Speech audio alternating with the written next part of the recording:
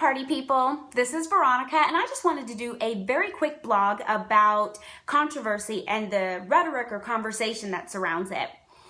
I firmly believe in community and conflict resolution, and with a lot of the polarized topics that are going on, not only in our cities, nationally, and through media, there are a lot of topics that we are passionate about and don't always effectively communicate surrounding them.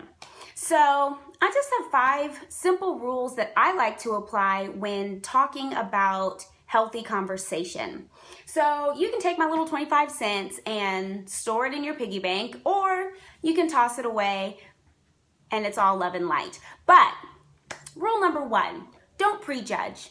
When you prejudge, you put a hard boundary between you and the person that you're talking to. It makes it very difficult for them to get across a new message to you, and it also blocks your ability to listen and truly hear because you already have a conclusion without having the conversation. So first, don't prejudge.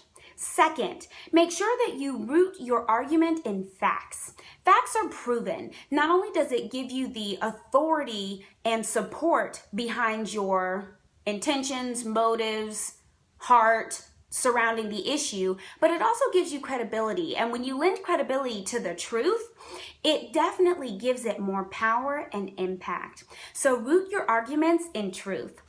Third, do not let emotion fuel the direction of the conversation. So when we are passionate and engage in sometimes heated debate, we often say things that we may not mean. We may do more harm than good, or we may misrepresent our intentions. So make sure that you don't let your emotions cloud the issue and dictate how the conversation will go.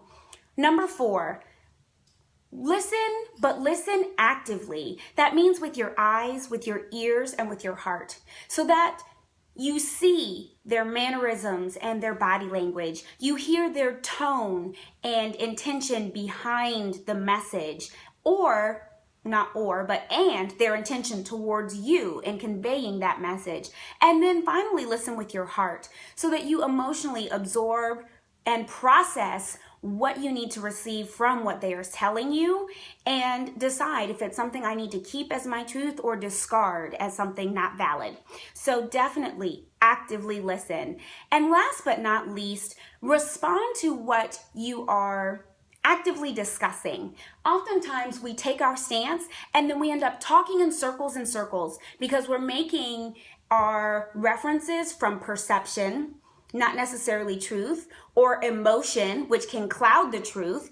And so we don't hear what they're saying to us, and we leave no room for them to effectively communicate. So we can't form an educated opinion about if you like their stance on a polarized situation. And that for me is how I can maintain my own respect, my own dignity, and my own peace of mind when talking to people about things that they may not agree with me on. Now, I know that the Sorority Sister show that's coming out on Monday is controversial. I understand that people have deep-rooted interest in the show. So my best advice would be to not judge this book by its cover, to tune in and see for yourselves. Because when you go to the library, which everyone should do, and you check out a book, you look at the cover, you open that cover, and you read the inner jacket of it. You decide if it's something you want to continue reading based on the little tidbits that you've seen, or not. But if you haven't read the book, you can't determine if it's a bestseller or if it's a flop, if you agree with the author and their point of view, or if you disagree with them and think it's irrelevant. So my best advice would be to tune in and decide for yourselves before passing judgment. And I have caught pretty much a lethal Holy Ghost clapback on social media. I mean, my poor little chocolate eyes are just burning from some of the comments that I'm seeing on these blogs and in these chat rooms. And I think we've also kind of desensitized ourselves to what we see on TV, and we talk about them like it's not I don't know, connected. If we're really going to be conscious, then let's be all the way conscious. And let's talk about things in their truth and in the facts. And you know what? Let the proof truly be in the pudding. So I hope you tune in and tune up. I hope that you think that I'm the queen of the night. And if you don't, that is totally fine. I suggest you decide if you love it or you hate it, if you take it or you leave it. But, you know, there are so many more important things to spend our energy debating and talking about.